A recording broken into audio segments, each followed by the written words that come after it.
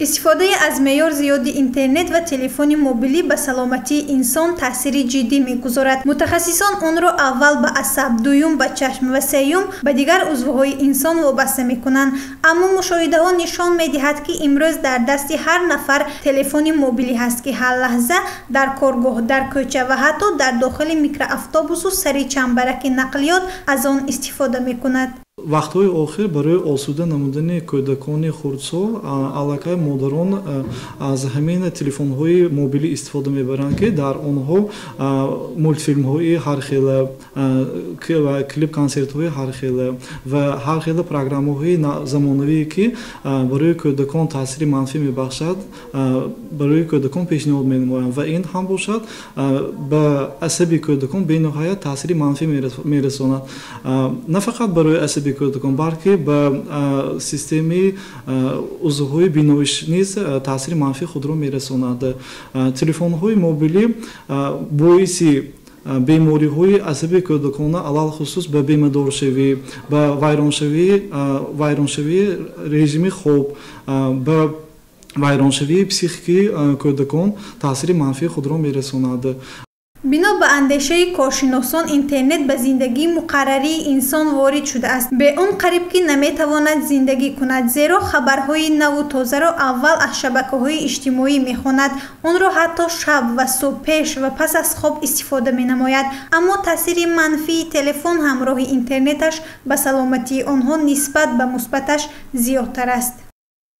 بچه‌های اما یاش جدای هم اینترنت به این خیالم به زیان نشده. هر خیل وای پرافتا میگیرن، هر خیل واقعه های هر خیل واقعه پرافتا میگیرن و هم نمیفهمن، تماشا کردن میگیرن و ایشون وایران میشد، فکرشون وایران میشد. بعضی همین ها هم به خیالم همین رعایت کننده چه همین اینترنت میپرستگی آدمو یک قاعدهش به رعایت کرده پرسانکی همین یاشو فکرشون گنده نشده. Если использовать в правильное русло, в нужное русло, наоборот, это дает свои плоды, плюсы. Если использовать в правильное русло.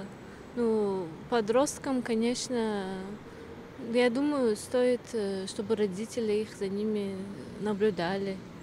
بعضی جوان‌هایی هستند که برای فایدهشان، برای فایده آوری همون شبکه‌های اجتماعی استفاده می‌برند.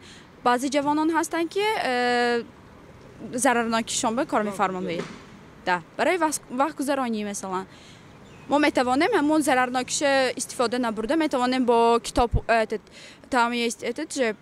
کتاب آنلاین کتاب هاست همون در اینترنت ما میتوانیم همون ضررناکش نبرده همین فایده آورش ما باید خونیم. ضررش هم هست و فایدهش هم هست.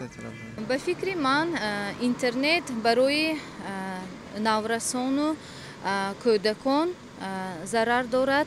نشستن در نزد تلفن بسیارتر وقت خود را با تلفن گذرانیدن با آنها ضرر دارد. البته من بیشتر توصیه می دهم که آنها درس‌های مکتبی خود را خوانند و کتاب‌های در وقت‌های خالگی کتاب‌های بدیهی خوانند. همین خیالم که اینترنت کتاب خوانند بهتر.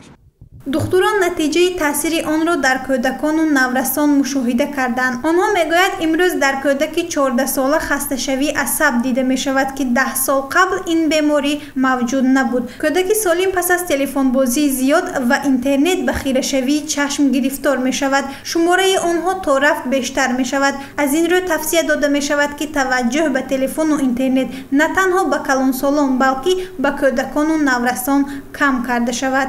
همه روزه در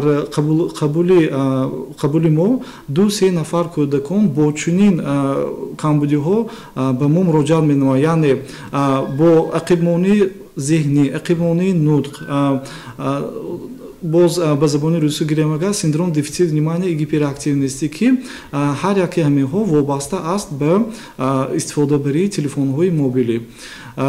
وقتی که ما таърихи ҳамин бемории ҳамин кӯдаконро аз волидайнаш мепурсем, албатта онҳо таъкид менамоянд ки кӯдак зери телефон давоми рӯз пурра бо тамошои телефон сарукор дорад ва ин ҳам албатта дар солҳои охир бениҳоят чунин кӯдакон бисёр шуда истодаанд. аз истифода бурдани технологияи замонави мо онҳоро озод карда наметавонем, аммо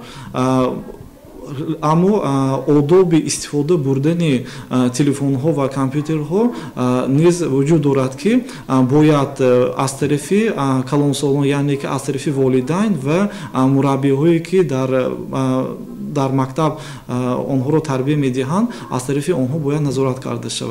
имрӯз санаи 4 апрел рӯзи интернет аст. пайдоиш ва рушди шабакаҳои интернетӣ зиёда аз 35 солро дар бар мегирад. дар ин муддат шабакаҳои иҷтимоӣ тариқи телефон рушд кард, аммо то рафт ба саломатии инсон бетаъсир намемонад. гузориши Манзура Бахтиёрзода, Насим Раҳимов барои барномаи иттилоотии Хабар.